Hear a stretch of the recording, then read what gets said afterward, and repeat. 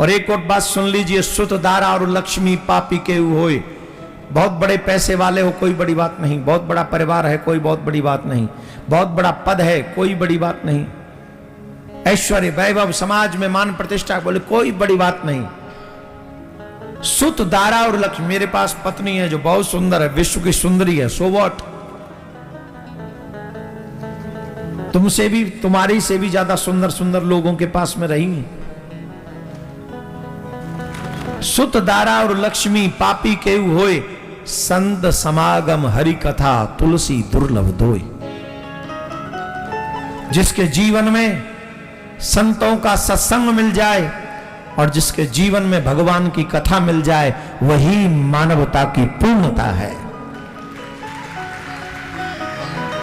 सबसे मुश्किल है मानव जीवन में भगवान की कथा का मिलना, क्योंकि ये कथा जन्म जन्मांतर के पापों का नाश करके जन्म जन्मांतर के पुण्यों के उदय होने के बाद प्राप्त होती है।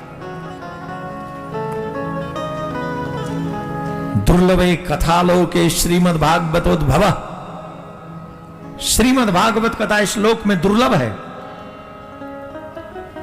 आपको प्रत्यक्ष प्रमाण चाहिए तो देख लीजिए, उरई में इतने ही लोग नहीं है पर बुलाया सिर्फ तुम्ही को गया है भगवान के द्वारा। सारे लोग आ गए क्या उरई के? नहीं आए ना, आ भी नहीं सकेंगे। कल जब मैं कथा से जा रहा था ना, कसम से, आगे पुलिस की गाड़ी थी, पीछे एक और गाड़ी थी, बीच में पता नहीं कौन था, मैं जा रहा था। और मैं जब जा रहा था तो एक आदमी दुकान से निकला, लेफ्ट हैंड साइड में दुकान, और मुंह में सिगरेट फुर्राटे भरता हुआ जा रहा था। वो धुआं फेंक रहा था। मैंने कहा जे रेल को इंजन कहाँ से आएगा, यूं फेंक तो जा रहा धुआं। फिर मैंने अचानक से सोचा, इन्हीं के शहर में कितनी सुंदर कथा हो रही है, भागवत कथा हो रही है, पर इन्हें धुआं फेंकने से ही फुर्सत नहीं है। अगर धुआं फेंकना बंद कर देते, कथा में चले जाते, तो इनकी जिंदगी का धुआं धुआं होने से बच जाता। अब बताओ, उन्हीं के शहर में, तुम्हारे शहर में हो रही है, तुम आ गए, उन्हीं के शहर में हो रही, वो नहीं आए, इसको क्या कहोगे? ये तुम्हारी मर्जी है ना, ये मेरे गोविंद की मर्जी है कि तुम आओ और वो ना आए। ये तुम्हारे पाप टूट रहे हैं, उनके पाप बढ़ रहे हैं, ये है तुम्हारा संयोग अच्छा है। जो कथा में मां पार्वती को नींद आ गई, जिस कथा में मां पार्वती को नींद आ गई, मां पार्वती सो गई बीच में। अब शुक ने सोचा माताजी तो सो गई, और माताजी सो गई तो हुंकार अगर नहीं भरी गई तो कथा पूरी नहीं सुनी जाएगी। क्या किया जाए? फिर शुक ने हुंकार भरना प्रारंभ किया, ये हुआ हाँ, ये हुआ हाँ, ये हुआ हाँ, ऐसे हुंकार भरते गए।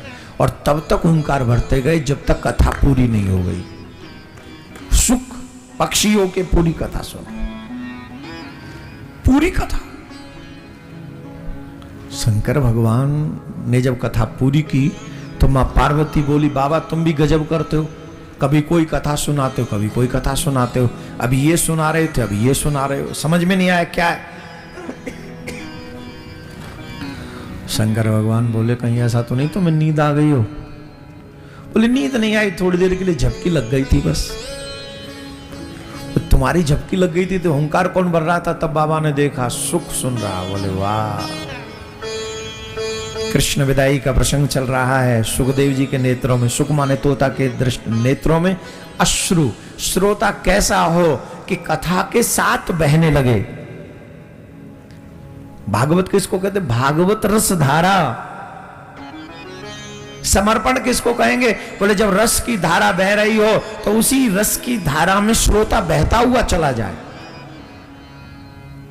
कहीं वीर रस की कथा हो रही हो तो उसके रोंगटे खड़े हो जाए, करुणा रस की कथा हो रही हो तो उसके नैन सजल हो जाए, और आनंद की कथा हो रही हो, नंद के आनंद भयो, तब श्रोता नाचने लग जाए, झूमने लग जाए। जहां के कथा का रस जा रहा हो वहीं रस श्रोता बहता हुआ चला जाए, समझना वही सच्चा श्रोता है। जिसे ना करुणा में रुदन आए, ना आनंद में नृत्य आए, और ना भावावेश में वो चुप ऐसे ही मिट्टी के थोमना की तरह बैठा रहे, तो समझना वो सिर्फ श्रोता है। अच्छा, कई श्रोता होते हैं थोड़े अपने आप को साधना से ऊपर उठा लेते, कोई एक अलग विषय है, पर आज के संसार में वो कहाँ मिलते हैं।